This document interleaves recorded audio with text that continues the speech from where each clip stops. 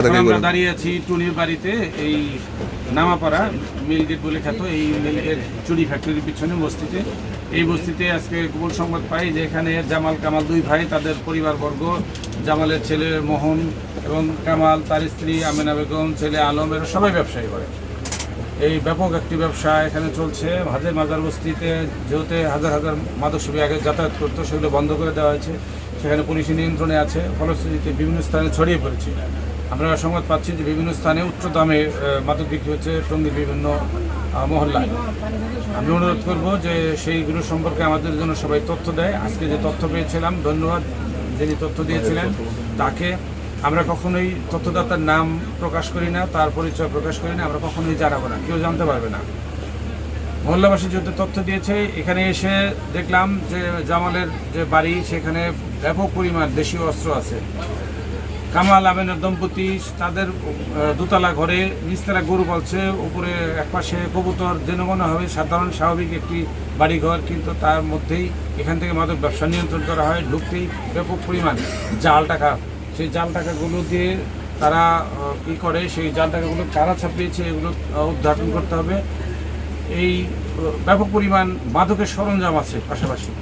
এ থেকে বোঝা যায় যে কিছু পরিমাণ মাদক দেখলাম ছড়িয়ে ছিটিয়ে দু একটা ইয়াবা পাওয়া গেছে, কিন্তু প্যাকেট থাকে ইয়াবা কিন্তু খুব বেশি পরিমাণে না।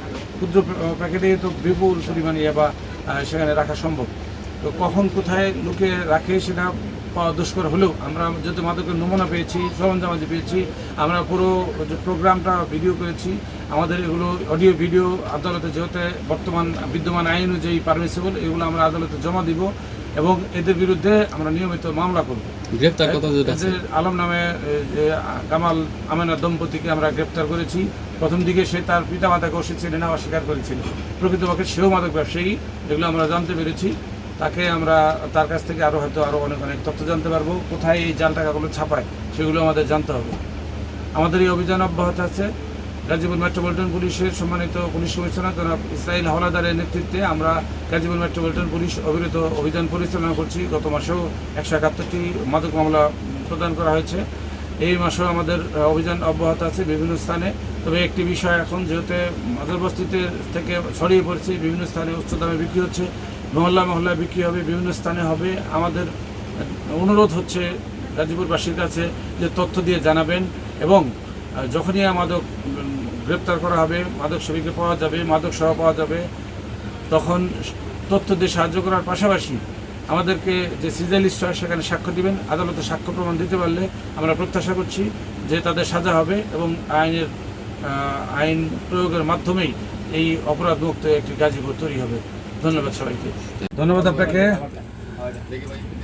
আজকে টঙ্গীর মিলগেট বলে খ্যাত যে মিলগেট এলাকা নামাপাড়া, এখানে চুরি ফ্যাক্টরির পিছনে একটা বস্তি আছে। এই বস্তিতে এখানে খবর পেলাম যে হাজি মাজার বস্তিতে, যেহেতু আমরা একের পর এক রেড দিয়েছি, সেখানে পুরো কন্ট্রোলে নিয়েছি। কোনো মানুষজন মাদক ব্যবসায়ী এখন হাজি মাজার বস্তি যাচ্ছে না।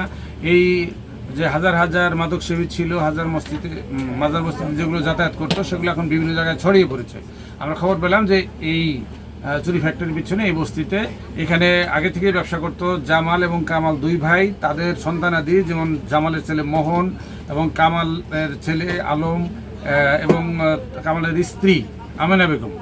আমরা এইগুলো খবর আমরা আগেই জানতাম। এখানে এসে চারিদিক যখন ঘেরাও করি, তখন এই জামালের তারা দুই ভাই, এদের নিয়ন্ত্রিত এলাকা থেকে বিপুল পরিমাণ দেশীয় অস্ত্র দেখতে পাচ্ছি, সেগুলো পাই।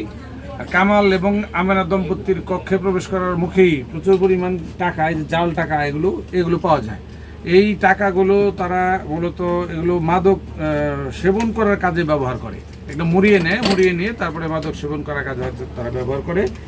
এখানে ব্যাপক মাদক সেবনের আলামত পাওয়া যাচ্ছে, ফয়েল পেপার পাওয়া যাচ্ছে, ছোট ছোট পাওয়া যাচ্ছে। মাদক সেবনের এখানে শত শত মানুষ এখানেও আসে। জানা যায় যে এই আমাদের দেখা মাত্রই চারিদিক থেকে যখন আমরা ঘেরাও করেছি, কিন্তু চারিদিকে এদেরও এই বস্তিতে বহু মানুষ এদেরকে সাহায্য করে, যে কারণে মাদকগুলো তারা দ্রুত সরিয়ে ফেলে।